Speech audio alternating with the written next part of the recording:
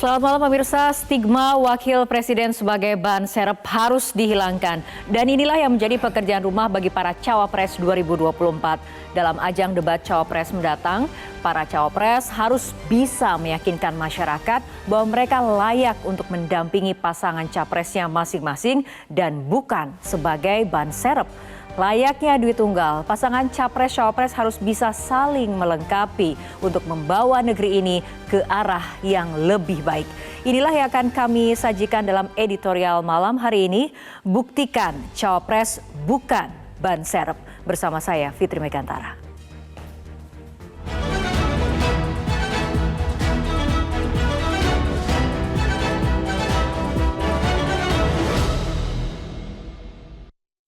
Buktikan cawapres bukan ban serep.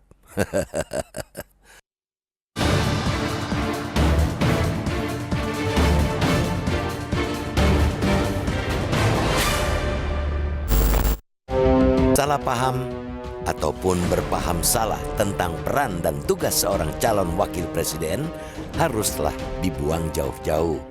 RI 2 bukan sekadar ornamen luar demokrasi yang kerjanya hanyalah urusan gunting pita ataupun menghadiri kegiatan seremonial lainnya. Konstitusi telah memberi mandat penting bagi sang pendamping agar tugas-tugas pemerintahan tidak seluruhnya dibebankan kepada presiden. Bab 3 Pasal 4 Ayat 2 Undang-Undang Dasar 1945 dengan tegas menyatakan bahwa dalam melakukan kewajibannya, presiden dibantu oleh satu orang wakil presiden. Ini menunjukkan adanya hubungan kerjasama sekaligus mencerminkan aspek kolaboratif di dalam pelaksanaan tanggung jawab kenegaraan. Secara sederhana dapat dikatakan wakil presiden bukanlah ban serep yang hanya menjadi cadangan atau pengganti yang diaktifkan ketika dibutuhkan. Apalagi jika membaca pasal 8 ayat 1 Undang-Undang Dasar 1945 yang menyebutkan wakil presiden akan menggantikan presiden yang mangkat, berhenti, diberhentikan, atau tidak dapat melakukan kewajibannya sampai habis masa jabatannya. Itu artinya calon wakil presiden tidak boleh kaleng-kaleng. Harus memiliki kapabilitas dan kesiapan yang serius karena mereka memiliki tanggung jawab yang signifikan dalam menjalankan pemerintahan. Untuk itu, debat kedua dalam rangkaian pemilihan presiden atau Pilpres 2024 menjadi teramat penting untuk disimak. Publik akan melihat bagaimana isi pikiran calon wakil presiden nomor urut 1 Mohaimin Iskandar, calon wakil presiden nomor urut 2 Gibran Rakabuming Raka, dan calon wakil presiden nomor urut 3 Mahfud MD. Sekaligus komitmen mereka ketika kelak mendapat mandat rakyat untuk memimpin republik ini.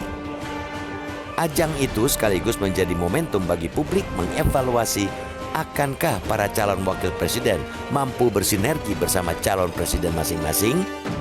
Mereka memang berbeda, tetapi sejatinya tidak bisa dipisahkan. Debat tersebut akan berlangsung selama 2 jam di Jakarta Convention Center Jakarta, Jumat 22 Desember 2023. Ada 6 tema yang dibahas, yakni ekonomi kerakyatan dan digital, keuangan, investasi, pajak, perdagangan, pengelolaan APBN, APBD, infrastruktur, serta perkotaan. Isu-isu tersebut sangatlah penting dalam konteks pembangunan dan perekonomian suatu negara. Publik harus tahu bagaimana rencana dan pandangan Mohaimin, Gibran, dan Mahfud bersama calon presiden masing-masing dalam membangun negeri ini. Akankah realistis penuh harapan atau sebaliknya muskil, sekadar mimpi dan amat jauh untuk diwujudkan dalam 5 tahun ke depan? Setiap ucapan dan janji yang disampaikan dalam ajang tersebut akan memungkinkan publik mendapatkan wawasan lebih lanjut tentang rencana konkret, strategi dan komitmen dari setiap kandidat. Para pemilih akan semakin teryakinkan ketika mereka berada di bilik suara pada 14 Februari mendatang untuk mencoblos pasangan calon presiden dan calon wakil presiden 2024-2029. Harapan lain dari acara debat nanti ialah pemaparan sekaligus penajaman visi, misi dan program pasangan calon. Ajang itu jangan sampai dikotori dan berubah menjadi panggung overdosis gimmick dan dukungan menggebu-gebu para supporter. Berkaca pada debat yang pertama, ajang itu sempat berlangsung panas ketika terbuka ruang mengkritisi pernyataan dari kandidat lain. Lalu ada kandidat melakukan gestur memprovokasi. Ini tentu jangan sampai terulang lagi. Hati boleh panas, tapi pikiran harus tetap dingin sehingga debat nanti bisa menjadi wadah adu ide dan solusi demi kepentingan rakyat. Publik hanya ingin para kandidat fokus pada substansi. Ketika ada program yang dikritisi oleh pasangan lain, janganlah sensi. Lawan argumen dengan argumen, patahkan kritikan lewat tawaran solusi. Demokrasi kita tidak boleh ada yang dititik balik, bahkan berjalan mundur ke arah kegelapan. Debat kedua nanti jelas krusial dan teramat penting. Dari isi pikiran, janji, dan komitmen yang disampaikan oleh ketiga peserta debat tercermin wajah peradaban kita di masa depan. Akankah negeri ini dinahkodai oleh duet pemimpin menuju lautan Indonesia emas? Atau sebaliknya, berlayar di kubangan krisis tiada akhir? Kekuasaan mendatang harus dipangku oleh orang yang cakap dan paham betul mengelola negara. Debat menjadi pintu pembukanya.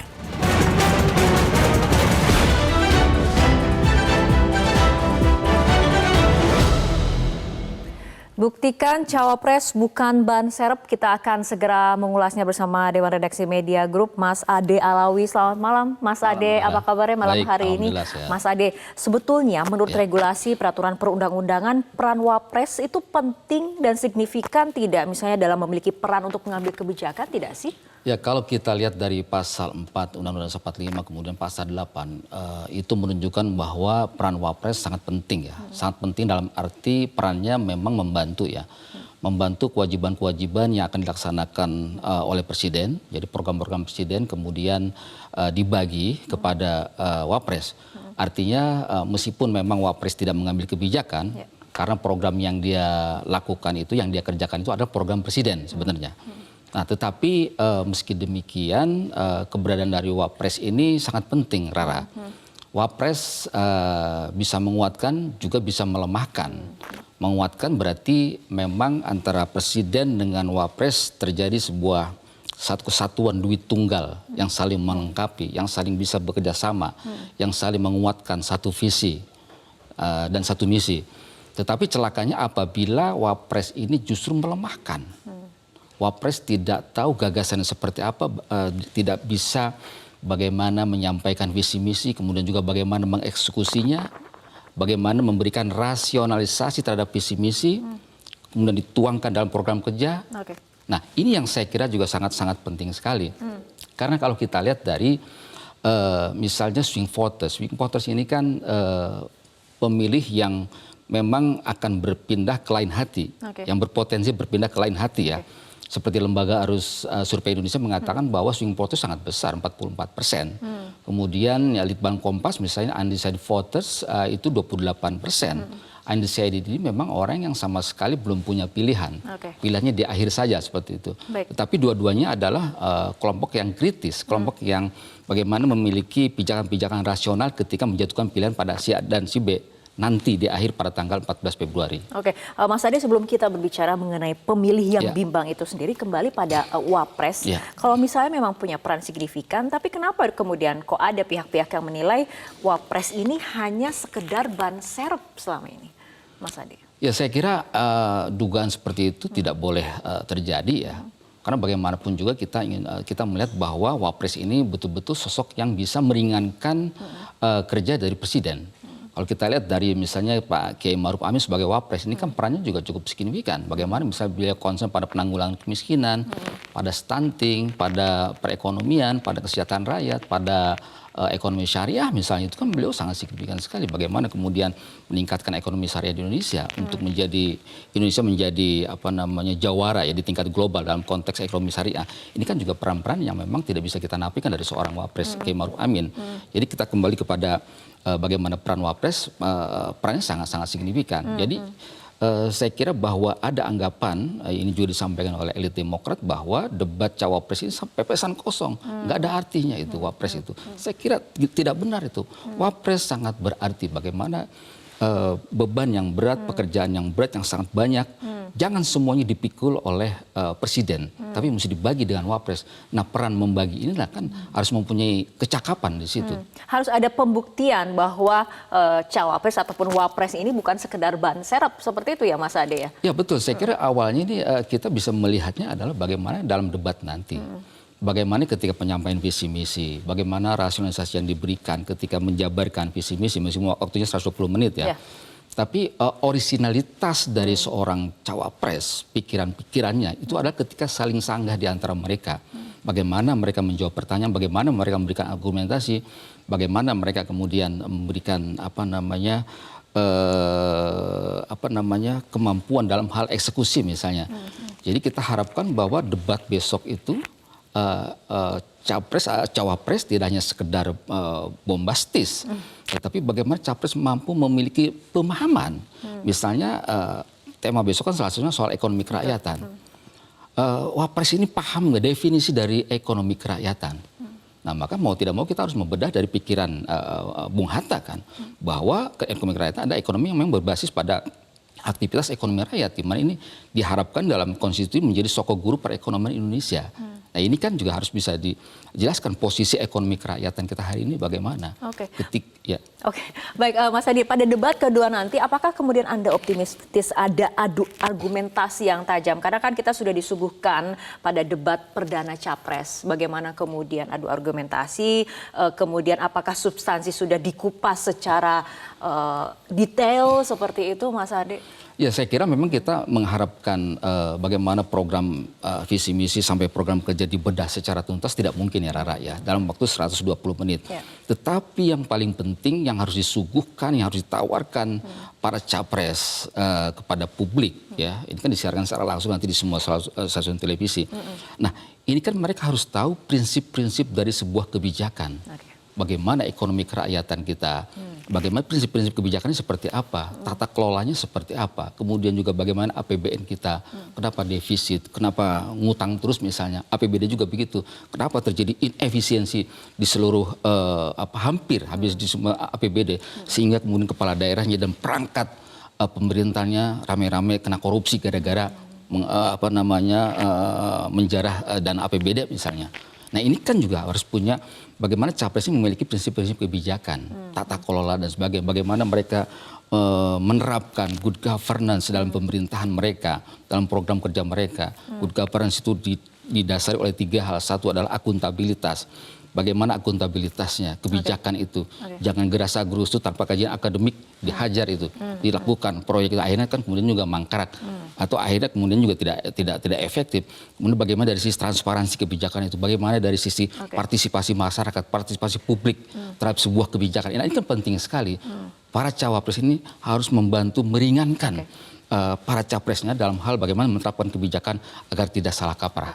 Bagi pemilih sendiri ataupun publik sendiri bagaimana membedakan janji-janji yang tidak realistis dengan komitmen yang realistis nih Mas Adi. Tapi kita akan bahas di segmen berikutnya karena kita harus ikuti jeda berikut terlebih dahulu.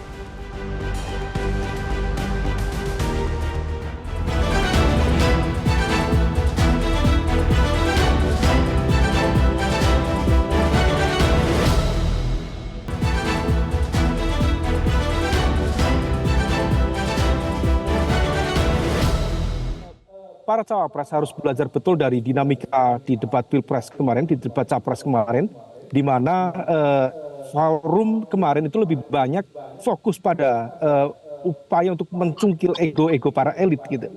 Sehingga kemudian terkait dengan konteks tawaran solusi, elaborasi kebijakan strategis tidak banyak kemudian terelaborasi di sana. Maka kalau misalnya kemudian di sini saya tadi mohon maaf secara tema ternyata konteksnya besok bisa bicara tentang konteks ekonomi dan tampaknya dari beberapa pihak sudah mulai memanaskan situasi dengan menyampaikan kritik-kritik terbuka. Misalnya apa yang disampaikan oleh Caimin, kritik terhadap pembangunan infrastruktur yang tidak dinikmati oleh masyarakat di akar rumput. Saya pikir itu adalah salah satu munisi yang bisa dimanfaatkan untuk menembak jantung pertahanan lawan. Dalam konteks ini adalah kekuasaan yang berjalan. Baik, Mas Adi ada komentar ya mengenai pendapat tadi dari Mas Umam. Ya memang debat besok itu memang tidak akan bisa mengupas tuntas ya tentang visi misi ya, tetapi adalah pada prinsip-prinsip kebijakan. Misalnya begini Rara, kalau kita lihat dari dokumen visi misi 3 paslon ini kan mereka menargetkan pertumbuhan ekonomi 2023 sampai 2029 ketika mereka berakhir. Ini kan luar biasa mereka itu kepedean gitu loh. Misalnya yang rasional barangkali pasangan Amin ya. Pasangan Amin kan target pertumbuhan ekonomi yang dipatokkan ada range ada 5 sampai 6%. Artinya masih bisa lah kayak gitu. Tetapi kalau kita lihat paslon 02 pasangan Prabowo Gibran ini kan mematok 7%. Kemudian pasangan Mahfud MD Ganjar Mahfud MD ini kan mematok 7%. Coba kita lihat Jokowi dalam dua jilid pemerintahannya itu tidak pernah mencapai 6-7%. Average sekitar 5% sampai hari ini. Artinya apa? Betapa berat Pak Jokowi sendiri mengangkat pertumbuhan ekonomi sampai 7%. Nah, janji 7% ini dikumandang oleh Pak Jokowi ketika beliau akan menjabat, ketika kampanye. Ketika 2014 gagal 7%, kemudian 2019 dicanangkan lagi. Nah itu pun gagal, tidak pernah tercapai. Nah ini kemudian bagaimana capres mendatang ini 2024 ini bagaimana meningkatkan pertumbuhan ekonomi kita sampai 6% katakanlah atau sampai 7%.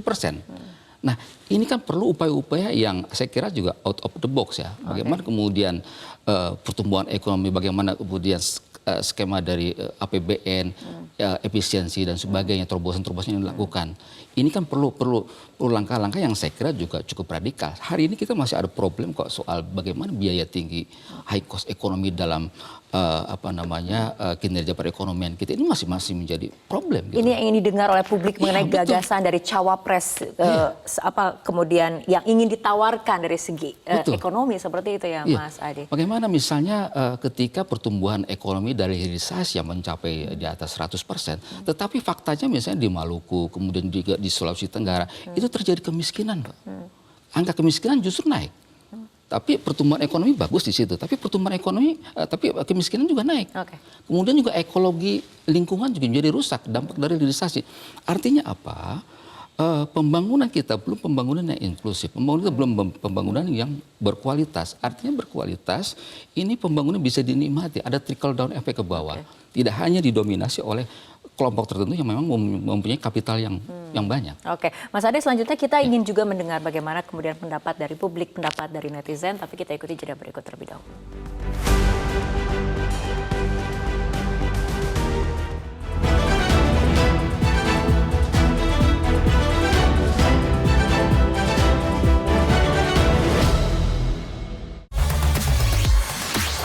Sensasi rasa intens dengan tarikan mantap dari filter inovatif Airflow Filter.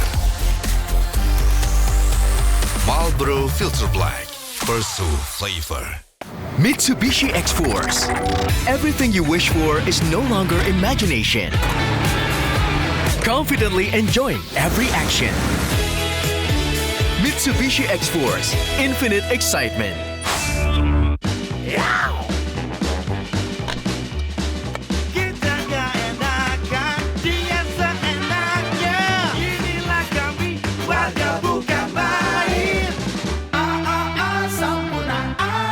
Menghadirkan pemikiran kritis dari berbagai bidang, politik, hukum, ekonomi, kesehatan, olahraga, teknologi, sosial, dan masih banyak lagi. Kupas tuntas isu-isu terkini melalui berbagai perspektif dari para ahli. Lengkap dengan data akurat, Media Indonesia mempersembahkan tulisan-tulisan berkualitas dan tentunya up to date. Tingkatkan wawasan bersama rubrik opini Senin hingga Sabtu dan kolom pakar setiap Senin di Harian Media Indonesia. Mitsubishi X-Force. Surround yourself with lively experience. Mitsubishi X-Force, infinite excitement.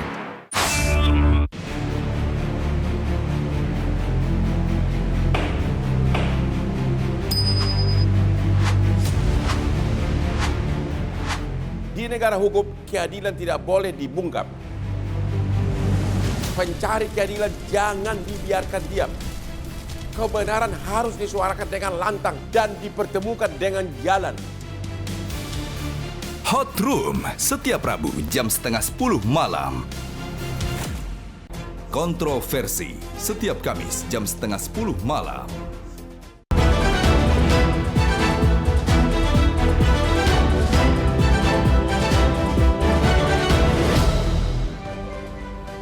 Pemirsa, kita akan langsung lihat hasil polling di Instagram dengan pertanyaan apa yang ingin lebih Anda ketahui pada debat cawapres mendatang. 50% mengatakan ide dan gagasan para cawapres, 12% karakter para cawapres, dan yang memilih dua-duanya adalah 38%, yaitu ide gagasan dan juga karakter dari para cawapres. Bagaimana dengan di X?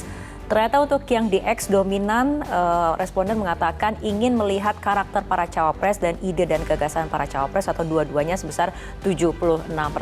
Mas Ade, ini artinya kan debat cawapres nanti akan menjadi salah satu upaya bagaimana kemudian cawapres ini membuktikan bukan hanya sekedar ban serep, publik ingin mendengar originalitas ide dan juga gagasan yang ditawarkan oleh para cawapres, Mas Ade.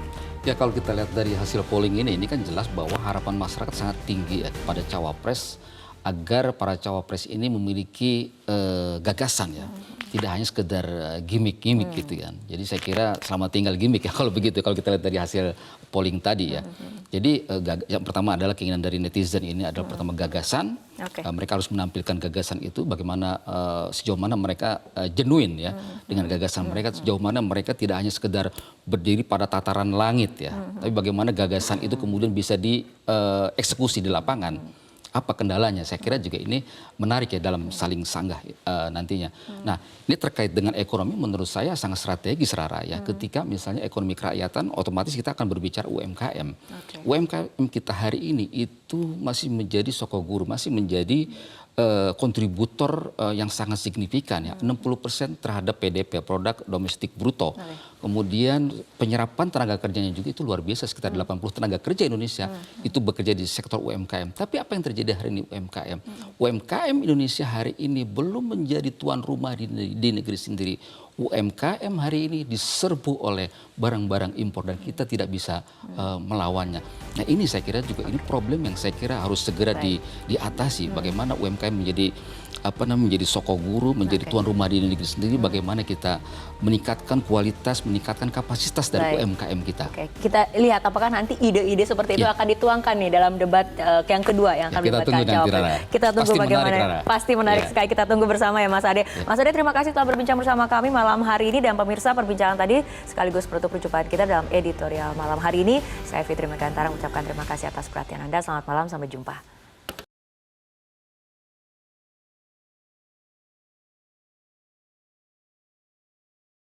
Jelajahi cara baru mendapatkan informasi. Download Metro TV Extend sekarang.